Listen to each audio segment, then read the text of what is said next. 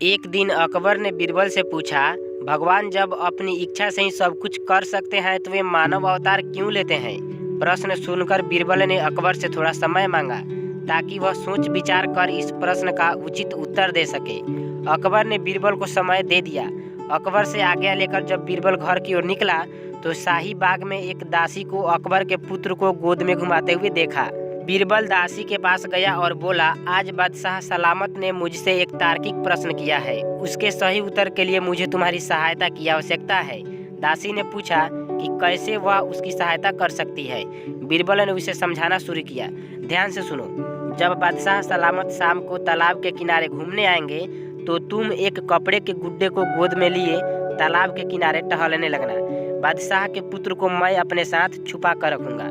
टहलते टहलते तुम ऐसा दिखाना मानो तुम्हारे पैर में ठोकर लग गई है और तुम गिर रही हो। इस प्रक्रिया में तुम कपड़े के गुड्डे को तालाब में गिरा देना। बीरबल ने दासी को यह भी विश्वास दिलाया कि उसे किसी प्रकार की परेशानी का सामना नहीं करना पड़ेगा, इसलिए वह डरे नहीं। बीरबल का आश्वासन पाकर दासी खुशी खुशी इस काम के लिए राजी हो गई। शाम को रोज की तरह अकबर टहलते टहलते राजमहल के तालाब के पास पहुँचे। उसी समय दासी बीरबल के कहे अनुसार अकबर के पुत्र के स्थान पर कपड़े का गुड्डा लेकर तालाब के किनारे टहल रही थी। अचानक उसने पैर फिसलने का नाटक किया और उस कपड़े के गुड्डे को तालाब में गिरा दिया।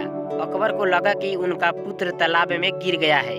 अकबर फौरन तालाब के किनारे पहुंचे और पानी में छलांग लगा दी। अकबर के पानी में कूदने के बाद पास ही पेड़ के पीछे छुपा बीरबल बाहर आ गया। उसके साथ अकबर का पुत्र भी था। वो अकबर से बोला, जहाँपना चिंता मत करिए, आपका पुत्र मेरे पास है और सही सलामत है। यह देख अकबर बहुत नाराज हुए और तालाब से बाहर निकलकर सैनिकों को बीरबल को गिरफ्तार कर लेने का आदेश दिया। बीरबल ने तब बिना समय गंवाए कहा, जहाँपना आज दरबार में आपने मुझसे जो प्रश्न किया था मैंने बस उसका व्यवहारिक उत्तर दिया है। आपके पास इतने सारे सेवक हैं जो आपके पुत्र के प्राणों की रक्षा कर सकते थे, फिर भी अपने पुत्र को बचाने के लिए आपने खुद ही पानी में छलांग लगा दी। ऐसा आपने अपने पुत्र के प्रति प्रेम के कारण किया। ठीक इसी तरह भगवान भी अपनी इच्छा मात्र से ही सब कुछ कर सकते हैं। इसके बाद भी अपने भक्तों के प्रेम के कारण और उनकी रक्षा के लिए मानव अवतार लेकर धरती पर अवतरित होते हैं। बीरबल के उत्तर से अकबर संतुष्ट हो गए। उन्होंने उनकी सजा माफ कर दी और इनाम से नवाजा।